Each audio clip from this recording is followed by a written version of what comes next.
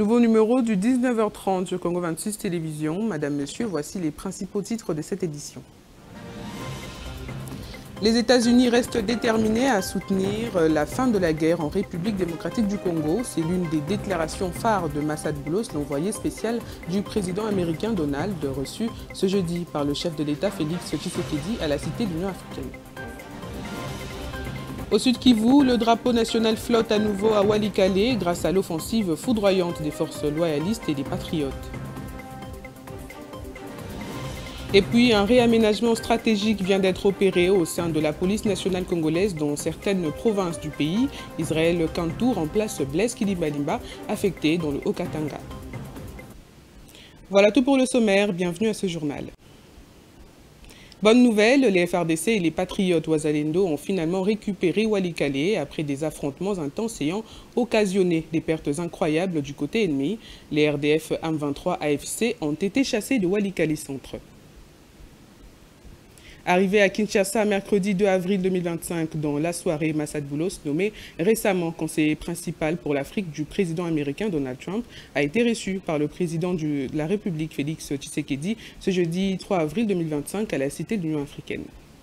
Accompagné de Madame Corina Sanders, secrétaire d'État adjointe pour les affaires africaines, et de Monsieur Dan Dunham, directeur du Conseil national de sécurité pour l'Afrique, les conseillers principaux du président américain Donald Trump a eu une longue et fructueuse discussion avec le président congolais Félix Antoine Tshisekedi Tshilombo. L'entretien a tourné essentiellement autour de la situation sécuritaire dans l'est de la République démocratique du Congo et les perspectives économiques entre les États-Unis d'Amérique et la République démocratique du Congo, deux pays qui entretiennent une coopération jusque-là jugée stratégique. S'exprimant en français au sortir de cette audience, M. Massad Boulos a été très clair et pragmatique sur deux sujets. Vous avez entendu parler d'un accord sur les minéraux. Nous avons pris connaissance de la proposition de la RDC et je suis heureux d'annoncer que le président et moi avons convenu d'une voie à suivre pour son élaboration, a dit le conseiller Afrique du président Donald Trump. Je me réjouis de collaborer avec le président Félix Tshisekedi et son équipe pour établir une relation plus profonde qui profite au peuple congolais, au peuple américain et pour stimuler des investissements du secteur privé américain en RDC, notamment dans le secteur minier, dont l'objectif commun est de contribuer à la prospérité de nos deux pays, a-t-il ajouté. À ce même sujet, il a déclaré, je cite, « Bien sûr, nous avons besoin d'un environnement le plus propice aux affaires pour atteindre cet objectif.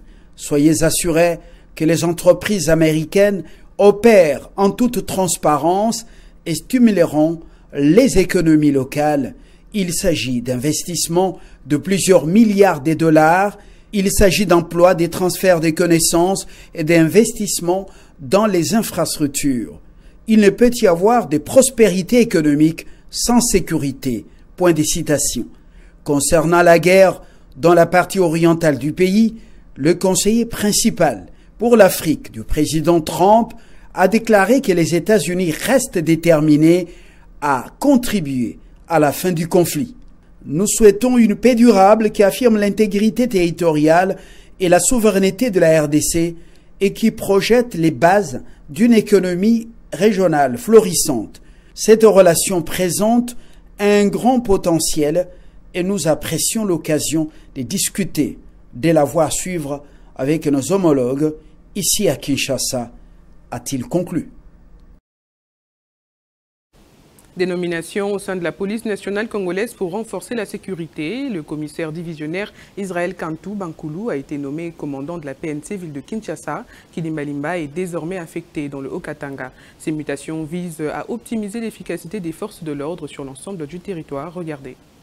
Commissariat provincial Ce réaménagement touchant certaines de 26 provinces du pays répond à certains défis sécuritaires en cette période aussi importante où la police ne semble plus convaincre sur le terrain en termes d'efficacité alors qu'il y a recrudescence de l'insécurité un peu partout sur le territoire national et que la population attend la stabilisation de la situation. Sont concernés par cette nouvelle mise en place Blaise Kilimbalimba, désormais commandant de la police dans la province du Haut-Katanga. Ancien commandant de la police nationale congolaise de la ville de Kinshasa, il apporte avec lui une riche expérience qui devrait contribuer à la sécurité régionale. Israël Bankoulou Kantou succède à Kilimbalimba et devient chef de la police provinciale de Kinshasa. Sa nomination est saluée comme un pas vers une gestion plus rigoureuse des opérations policières dans les capitales. Jean-Félix Safari est nommé commandant en charge de la lutte contre les nuisances intégrées remplaçant le général Magnat. Cette position est cruciale pour le maintien de l'ordre public et la lutte contre la criminalité. Ngoy Sengola Kyo prend la tête de l'unité de police d'hôpital, une nomination qui vise à améliorer la sécurité dans les établissements de santé. Silvano Kessungu, jusqu'alors commandant de la PNC au Kasaï, est désormais à la tête de la police de la province du Bazouele. Son expertise est attendue pour faire face aux défis sécuritaires locaux. Enfin, le général Elvis Palanga a été nommé commandant de la police du Kasaï central, une province où la sécurité reste une priorité. L'heure est à l'action en attendant les comptes au bout d'une certaine durée. Commissaire provincial. Encore une nouvelle journée aux couleurs des consultations politiques en cours à Kinshasa, des consultations devant aboutir à plus d'unité nationale et la mise en place d'une équipe gouvernementale composée des patriotes à la hauteur des défis et mettre fin à la guerre et restaurer l'intégrité territoriale du pays. Nous avons eu le privilège de recevoir l'invitation du conseiller spécial en matière de sécurité du président de la République et nous sommes venus répondre à cette invitation en vue d'apporter la pierre à cet édifice tant attendu par le peuple congolais. Dans notre démarche, c'est réellement de voir comment atteindre toutes ces couches, notamment l'opposition armée, l'opposition civile, l'opposition républicaine et aussi la majorité. Nous mettre ensemble, oublier tout ce que nous avons comme différent et ce qui va nous mettre ensemble, c'est cette cohésion nationale, arriver, c'est-à-dire avoir un gouvernement d'union, arriver à composer, à nous mettre autour d'une seule table et voir notre République décoller finalement. Nous nous sommes dit que ce soit un gouvernement des vertébrés, des hommes qui ont du patriotisme, prêts à travailler dur pour relever le défi que nous avons, notamment le défi sécuritaire. Parce que c'est ça la priorité pour le moment. Nous avons beaucoup de problèmes dans notre pays, notamment des problèmes sociaux, qui ne pourraient être résolus que quand on aura la paix et une paix totale. Et on a besoin des patriotes capables de travailler pour relever ces défis. Il a été annoncé aux consultations politiques. Moïse Monidela, opposant et conseiller principal de Moïse Katumbi, il a effectivement eu des échanges avec le conseiller spécial du chef de l'État, Eberon Kolondele. Il s'agit d'un engagement qui vise à favoriser un dialogue constructif, a déclaré Moïse Monidela en lançant un appel à l'opposition en faveur de l'unité. Suivez-le dans cet extrait choisi par Ebenezer Bouanga. Nous sommes venus répondre à l'appel du chef de l'État pour éteindre le feu parce que notre maison commune brûle. Et lorsque la maison brûle et les fils et filles du pays s'engagent, c'est l'unité, mais l'unité dans la diversité. Je ne dis pas aujourd'hui que je deviens membre de l'Union sacrée. Non, je suis de l'opposition, une opposition républicaine et démocratique. Ce n'est pas difficile de comprendre ça. Pour ceux qui me connaissent, je suis le cofondateur authentique et historique de l'IDPS. J'ai adhéré dans l'IDPS à 83. Ça peut étonner beaucoup. Je suis un vieux de la vieille. Donc, il y a quand même des fibres avec le président de la République. Je suis de cette famille-là. Aujourd'hui, c'est l'IDPS qui est au pouvoir. Je ne peux pas rester insensible. Il y a ne serait-ce que pour ces raisons-là. Je suis venu pour répondre à l'appel d'un frère, d'un président de la République, mais c'est aussi un frère que nous avons cheminé ensemble.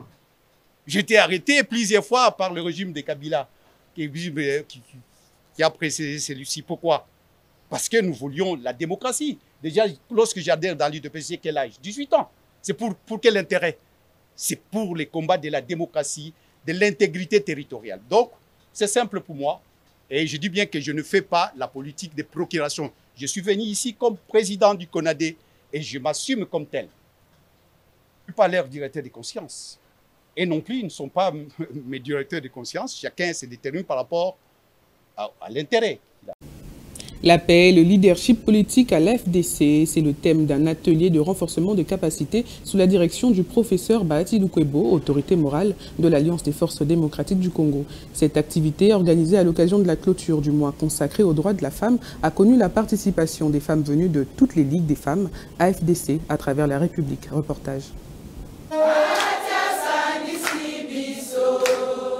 La clôture du mois de mars, mois dédié à la femme, était l'occasion pour la Ligue des femmes de l'Alliance des forces démocratiques du Congo, AFDC, parti cher à Modeste Bahati Lukwebo, d'organiser un atelier de renforcement des capacités placé sous le thème « La paix et leadership politique à l'AFDC ». Cette journée a été un véritable rendez-vous du donner et du recevoir. C'est pourquoi la présidente de la Ligue des femmes de l'AFDC, Madame Lydie Lusam, a saisi cette belle occasion pour valoriser le rôle de la femme au sein du parti de la OU. L'acquisition de nouvelles compétences à travers cette session permettra à chaque femme d'apporter une contribution significative à l'édification d'un avenir meilleur pour notre pays.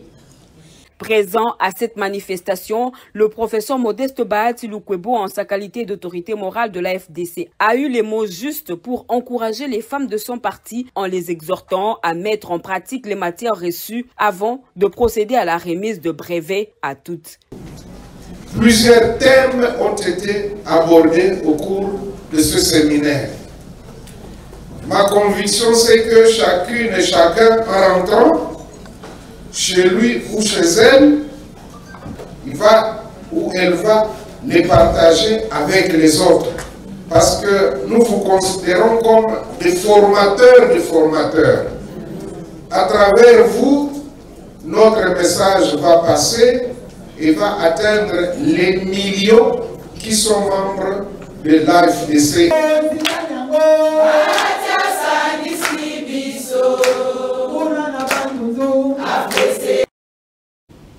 Nouvelle année, nouvelle perspective. Le Fonds national d'entretien routier FONER qui vient de s'engager à travers la signature des contrats de performance. Chaque direction opérationnelle est appelée à définir ses objectifs, ses indicateurs de réussite et son plan d'action opérationnel à la lumière du programme du gouvernement tel que défini dans la loi des finances pour cet exercice. Une approche managériale visant à renforcer l'efficacité et la transparence. Témoins Ebenezer Bouanga et Jean-René Nkossi.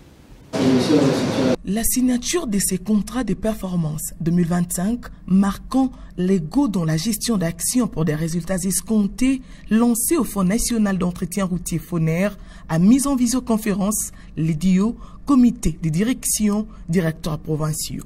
Objectif, rencontrer les attentes de tous et aller bien au-delà de ces dernières telles que reprises dans la loi des finances de l'exercice en cours. Simplement, ces contrats de performance traduit en acte les plans d'action du FONER préparés par la direction générale et validés par son conseil d'administration. Et pour implémenter ces plans d'action, chaque direction a sa part et on met dans un contrat les actions attendues, les indicateurs, comment les mesurer et les échéances. Vous savez, cette année, on nous a donné comme objectif par la loi des finances 157 millions de dollars.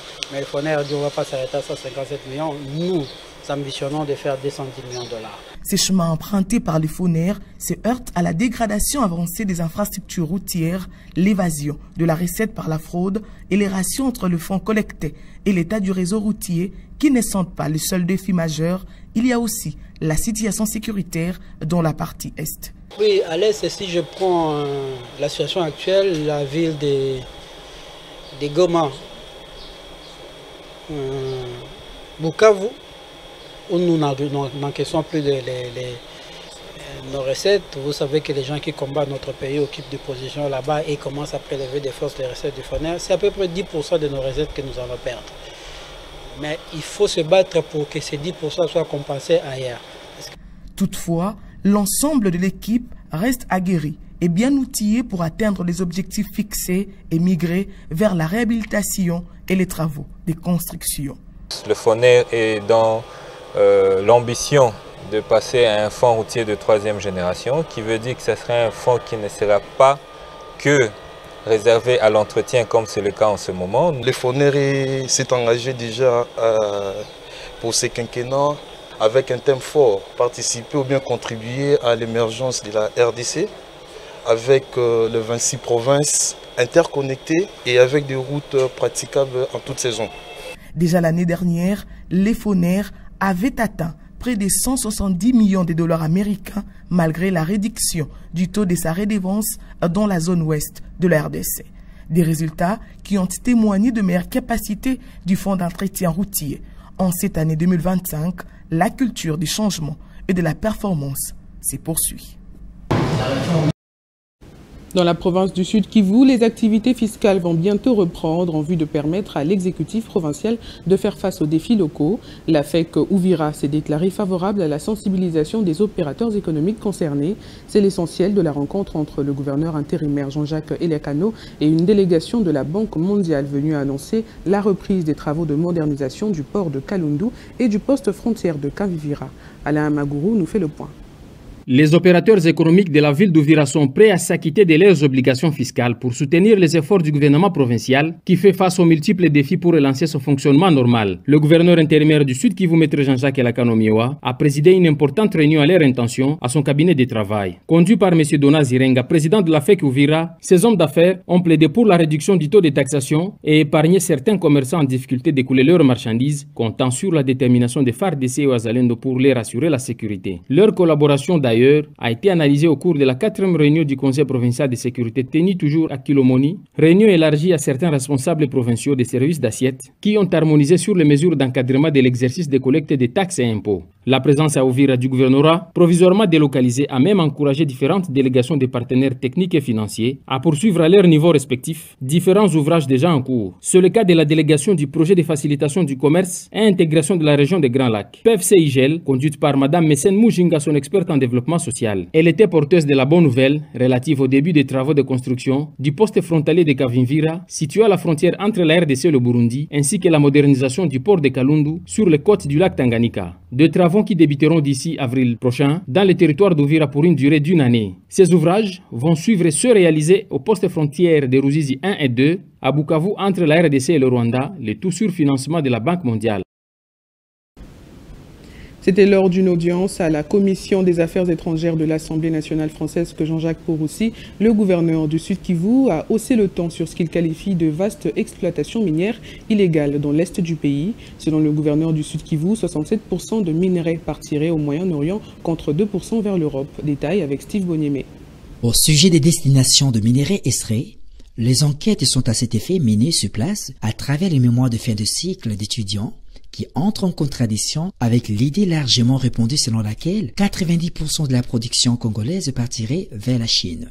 Il avance que 67% serait plutôt destiné au Moyen-Orient, citant Dubaï, les Émirats arabes unis et l'Arabie saoudite, tandis que moins de 2% irait en Europe, a souligné le gouverneur du Sud Kivu. Jean-Jacques Pouroussi a également indiqué que la province ne gagnerait pas plus de 500 000 $ par mois, malgré son potentiel. Face à ces constats, il a annoncé avoir engagé une série de mesures correctives, notamment la réduction de la fiscalité de 80% à 26%, la suspension de 147 taxes inutiles, ainsi qu'un processus de bancarisation et de numérisation de guichets publics. Deux grandes maisons de commerce incendiées en l'espace de 4 jours au quartier Ngoy, dans la ville de Bunia, par des inconnus. Le dernier cas répertorié s'est produit la nuit de mercredi à ce jeudi 3 avril. Un kiosque d'un revendeur de carburant a été pris pour cible aux petites heures de la nuit. Le point avec Joël Balinda. C'est dans un espace de 4 jours seulement que cette entité urbaine enregistre ces cas d'incendie de maisons de commerce par de personnes inconnues. Le plus souvent, ce sont les revendeurs de carburant appelés Kadhafi qui en sont victimes. Selon les témoignages de M. Kayo Kiza, chef du dit quartier, la population et son entité doivent doubler la vigilance pour surveiller tout mouvement des personnes suspectes au sein de son entité. enye wanauzisaka miti nini chuma ya moto na essence ilikuwa ndani ya un certain Bahati Gaga. Alors vers 10h brusquement moto. C'est depuis dimanche que mon quartier est tombé dans cette série de circonstances. Le plus souvent, nous sommes alertés chez nos commerçants et le petit revendeur de carburant qui sont victimes des cas d'incendie. Depuis le dimanche, la nuit de ce mercredi au jeudi, nous venons encore pour la énième fois enregistrer les cas d'incendie se trouvant dans l'avenue Umoja, ce qui a encore plus d'une fois inquiété la communauté de mon quartier. Je demande aux commerçants de ma juridiction de bien protéger les carburants, surtout les mettre dans un endroit calme. Alors ile njoo nitaomba na wakomersa bafanye angalisho benye biko nauzisha essence ku quartier Ngoi en général. Les quartiers Ngoi figurent parmi les nouvelles entités urbaines créées en ville de Bunia, où les projets de développement sont en cours. Ce journal est complètement terminé. Je vous rappelle ces grandes lignes. Les États-Unis restent déterminés à soutenir la fin de la guerre en République démocratique du Congo. C'est l'une des déclarations phares de Massad Boulos, l'envoyé spécial du président américain Donald, reçu ce jeudi par le chef de l'État Félix Tshisekedi à la cité de l'ONU. Au Sud Kivu, le drapeau national flotte à nouveau à Walikale grâce à l'offensive foudroyante des forces loyalistes et les patriotes. Et puis un réaménagement stratégique vient d'être opéré au sein de la police nationale congolaise dans certaines provinces du pays. Israël Kantou remplace Blaise Kilimbalimba, affecté dans le Haut-Katanga. Merci de nous avoir suivis et restez en compagnie de programmes de Congo 26 Télévision, la chaîne de l'unité nationale.